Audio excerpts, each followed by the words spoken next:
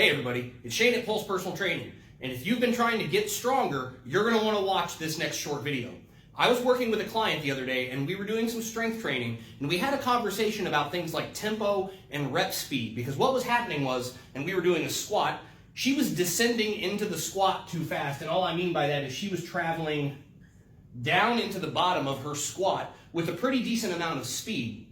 And she remarked to me that it felt like the weight that we had been using the previous week felt heavier today. And there's a number of reasons that could happen. You might not be recovered, you might not be well rested.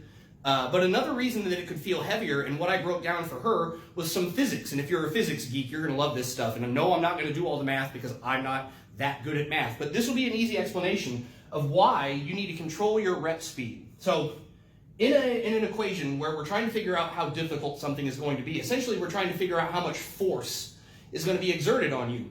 And what I laid out for her was that if you are descending very quickly into your eccentric portion, in this case of your squat, or if you're taking your bench press and you're coming down very fast, you are augmenting a basic equation. You guys know your physics. This is force equals mass times acceleration. So in this instance, force equals mass, which is the weight of the barbell or your implement, times acceleration, which is the speed of the bar. So what we're talking about here, the hardest part of any lift essentially is the reversal of direction.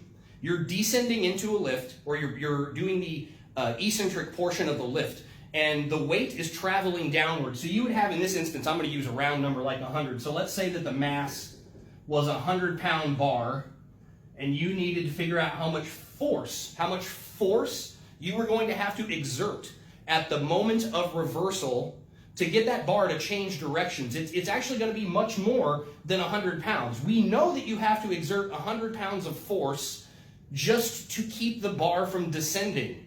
Just holding the bar, you're exerting a force equal to the weight of the bar to keep it from moving. But now that the bar is descending, you're bringing it down, it is accelerating. So now that we have acceleration and mass, we can take those two together, multiply them, and we can figure out the force that's going to be required for you to decelerate, stop, and reverse the direction of that bar so that it returns back to the top position, which would be the concentric phase of the lift.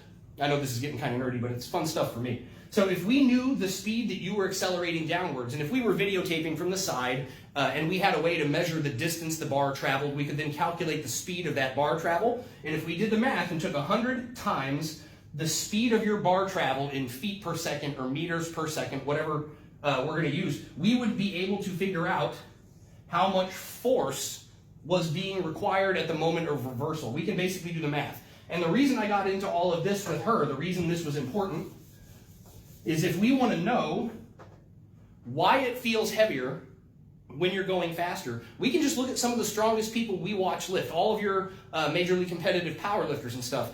You watch how slowly they bring a bar down to their chest. You watch how slowly and controlled they're going to lower themselves into a squat.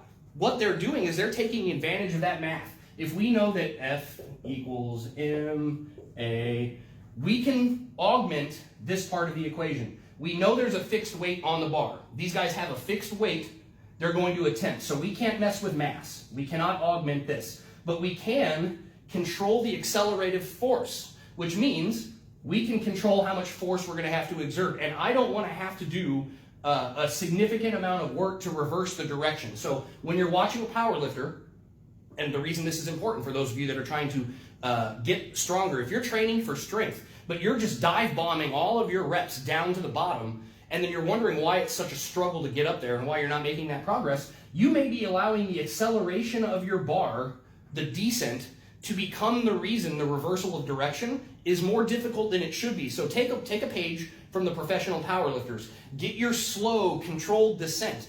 Whether you stretch a rubber band quickly or slowly, it's still going to build up that same elastic rebound.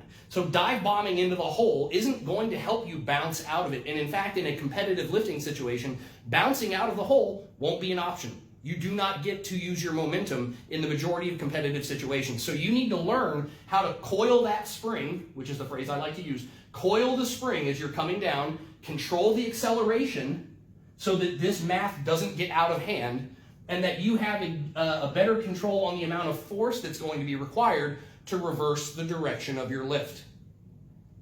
Like, a lot of people don't care to get into the deeper sciences of lifting, and I know I am barely touching on what is an incredibly complex subject. But if these are things that you're not thinking about, if you haven't considered the physics of lifting and why you could be making things harder for yourself than you need to, or why you might be stalling out in your training, little things like tempo of your lifts or the speed at which you descend could be having a huge impact on the overall outcome of your training and your recovery.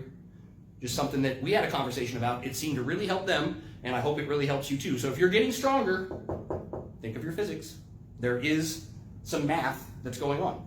My name's Shane, and this is Pulse Personal Training. If you have any questions about things like this, or if you'd like to get stronger, get leaner, get healthier, that's what I do. Call me, 913-687-2452. We're located in Lenexa, Kansas at 95th and Lackman. Thanks for watching. Have a great day.